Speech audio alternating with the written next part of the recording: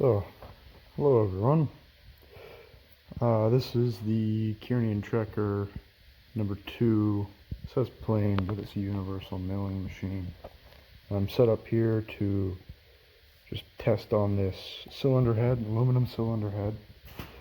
I got this clamping kit the other day, which is a pretty damn good purchase. This is the second job I've done with the clamping kit. I'm going to mill this flat. This is just an old cylinder head that we replaced, just had it around just in case we wanted some aluminum to melt down. Yeah, I'm going to test on this. I have it indicated this way and this way. What I didn't really check in between these points, but I checked, oh sorry, you're not in the shot. No. I checked right here, I ran the table over to right here, I checked right there. I just ran it back and forth to get it close. Now because this is corroded, I don't know how it corroded. It's supposed to be aluminum, most likely is aluminum, but it just got some gunk on it. That's not really precision service to indicate off of. If I were doing this for a customer, I probably would indicate off of one of these surfaces, because they are parallel. I have it on top of two vice jaw or chuck jaws that I found in the scrapyard. I took a caliper to them, measured them, they were exactly the same. I cleaned them up, cleaned all the surfaces. I have 4 clamps on it. I have these up here, clamping right there. I shouldn't have clamped on the finished surface, but I didn't really have much of a choice. I could have maybe clamped right here and then filed it, but this is just mostly for finishes, mostly to see how well my fly cutter does. It is a homemade fly cutter in a 1 1/4 inch end mill holder, 50 taper, NMTB 50. Don't worry about the missing dog right there. I have 1 dog in. I usually only put one dog in to drive, because I have a vertical head, and the gear that goes on the vertical head has built-in dogs, so you got to take both of them out. Usually one dog is enough. I'm not going to shear that just because I have one, especially with the fly cutter.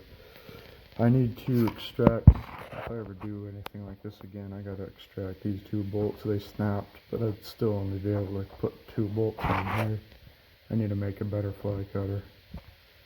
CCMT 09T304 insert. This is just a Wish, that stupid Chinese app that sells cheap machining tools.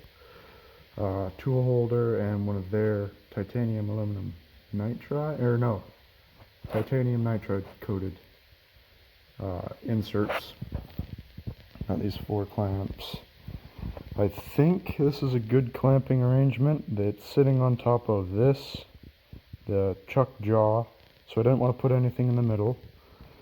Let's see, I didn't want to put anything in the middle because it would bow it, possibly. I'm new, I'm only 19, but I put one on the outside up here, put this one right here. I figured those 2 would balance it out. Yeah, I knew it'd be fine. I think it will be fine. Again, I indicated it in.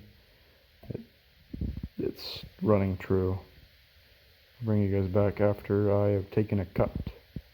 I'm running it at 322 RPMs. This is about a 6-inch diameter. 6 to 7, maybe 6.5. So that's about 600 surface feet per minute, maybe 550. I'm running it at 1/2 inch per minute, which is approximately 1,000th feed per revolution, approximately 1,000th, a little bit over that, which is about what I want. It's just skimming it. It might be taking about 5-ish thousandths off of the face, but I'm still just trying to get a good finish, seeing how well I can do get a finish with that. And I'm just kind of learning, because I know I can do this. It's just the experience of doing it, setting it all up. Knowledge is not experience.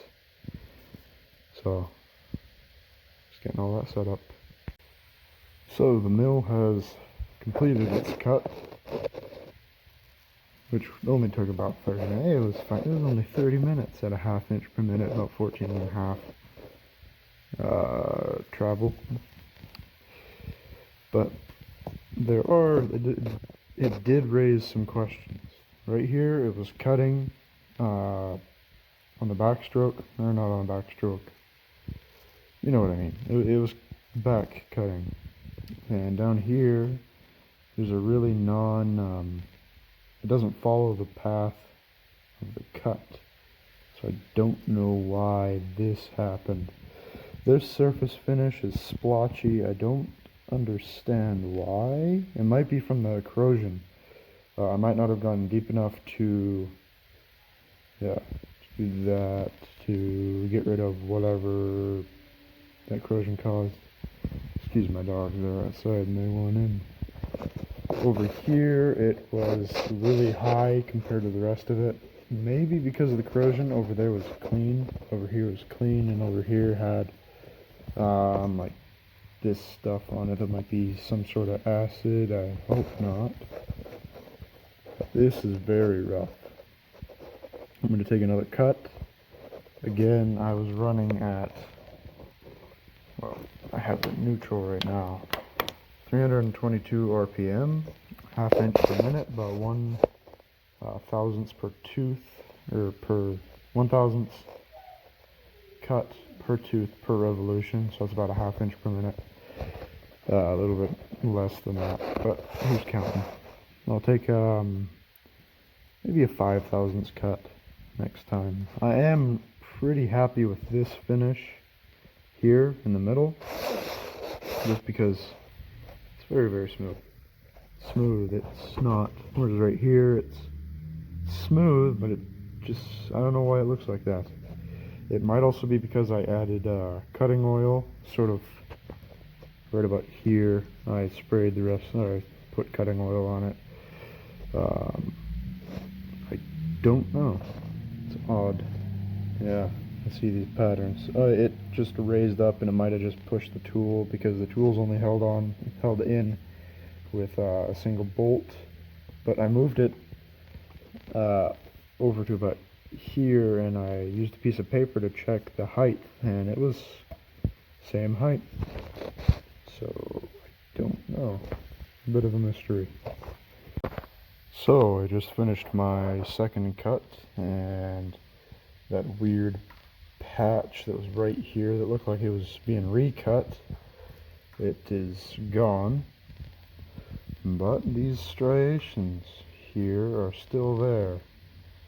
It feels like it's just a bump, and then it goes back down to where it's supposed to be, and then a bump goes back down, bump goes back down. I don't know why it's doing that and not doing that over here. Like, I think I understand the reason why. It might just be rigidity, but I don't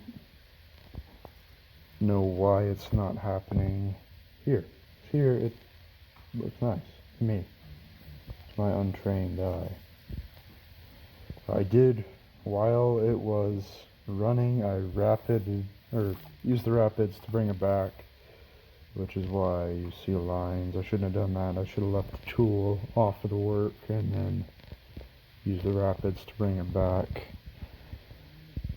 Just kind of learn it. And I think I'm going to bump up the feed to 3/4 inch per minute, which is 1.5 thousandths per revolution. This being a single bit tool, single point tool, I should say, because I'm basically making dust. It's these chips, they're not chips.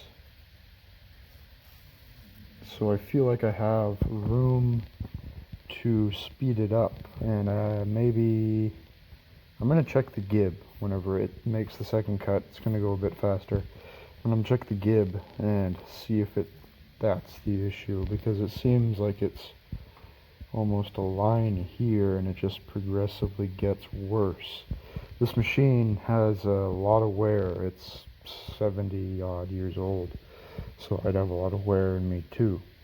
I plan on scraping it in once I get a large enough surface plate. Need at least a 4-foot surface plate in one direction. The other ones don't really matter. Just 4 foot by 10. So I really want to scrape in the x-axis. The y-axis and the z-axis are fine on this machine. I'm protecting y-axis with this and just keeping everything clean. Those other two axes are pretty accurate. The x-axis is not. Yeah. This table came off of another machine. Came off of that machine.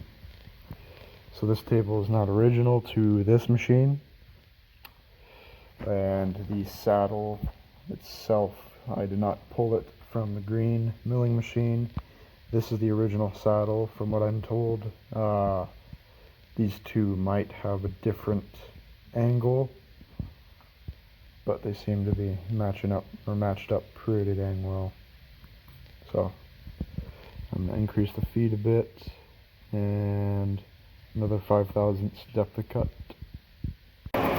So I got about a 10/1000 depth of cut, 1.5 thousandths per revolution, single point tool fly cutting, 529 RPM. It's running at about 1,000 surface feet per minute. So far I like it, but time will tell. It's creating more the chip rather than dust. I don't really worry about vibrations or power because I have a 5-horse motor. I'm only running 2 belts because that's a single phase motor, but I don't worry about rigidity or power. It weighs 2 tons. It's on a steel pallet. We'll see how this does. I am sitting here at the bench with that cylinder head I was machining. And as far as surface finish goes, if I could, I just gotta clean it up, but I'm relatively happy with it.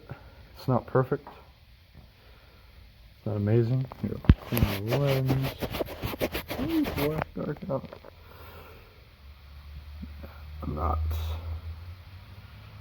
It's not perfect. No sir. But it's almost a mirror finish. Sorry about the bus, but almost a mirror finish. I don't know if all that splotchiness is a product of it being a cast or forged head. I don't know the origins of it. I'm pretty sure it's a cast head.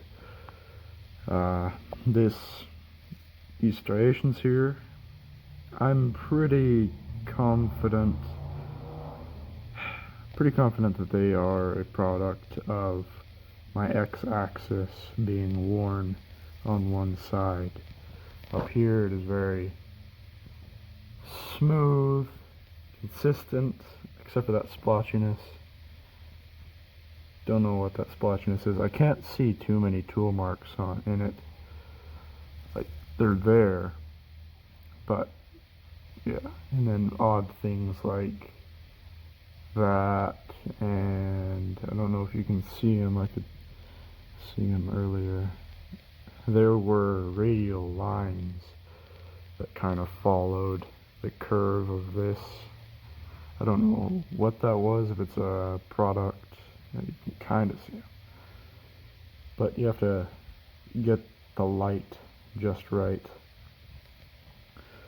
But I think what I'm going to do, because I would like to be able to skim cylinder heads, or yeah, just skim heads.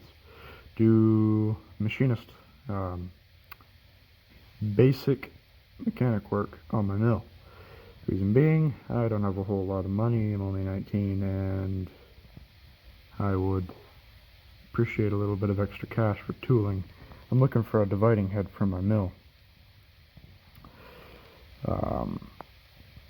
which those things are not cheap at all, especially not a Model H, which is what I'm looking for. I would like to be able to make spiral gears, but I'm going to set this up vertically just like this on the mill and see if I can use my Z-axis to skim this. See, because I know my Z-axis is, the ways on my Z-axis are pretty nice. Not absolutely perfect, but they're a lot nicer than my X-axis ways, which is usually the case. So I'll see if I can get a mirror finish that way. At the bench with that cylinder head, I had this face on the table. Use the Y-axis. Well, no, not this face. No, yeah, this face. Never mind. Doesn't really matter. Have face on the table, clamped down, and I took a skim cut. Now that finish is much nicer than the other ones. No striations, which were pretty bad bumps. They're about 10 thousandths bumps, maybe 7-ish thousandths. Still, this surface, I would probably send that out to a customer.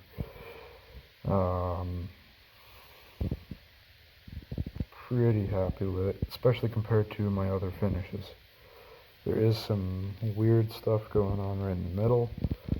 You can't feel it at all, but you can see it. I think that is due to my the fly cutter, because I basically started right here and went up. So yeah, this part was on the table. Started right here, went that direction. So it was recutting this whole area on the back as it came back around. So I think that's why that's like that. I put an indicator on the end that was highest and wiggled it. I only got about 1/1000th of deflection. I'd have to look at automotive nomenclature to see if 1/1000th is gonna really affect anything. I don't think 1/1000th is. I think it's because the differing materials and the heat. I think about 5/1000th tolerance is what most components in a car usually are. I'd have to look it up. But yeah, if you have any suggestions for what I should have done, what I shouldn't have done, what I should do next time, just leave them down in the comments. Probably try to make a lot more videos, especially whenever I start making gears. And yeah, spiral gear cutting is it's some mind-bending stuff. That and also tool and cutter grinding. I would like to get a tool and cutter grinder and grind, well, tools. Like whenever this guy gets dull, whenever this thing gets dull, I would like to sharpen it rather than spend another $30 and throw that out. That would be incredibly wasteful. And sharpen some of my bigger end mills. Well, that's about a medium-sized end mill. But that's it for this one.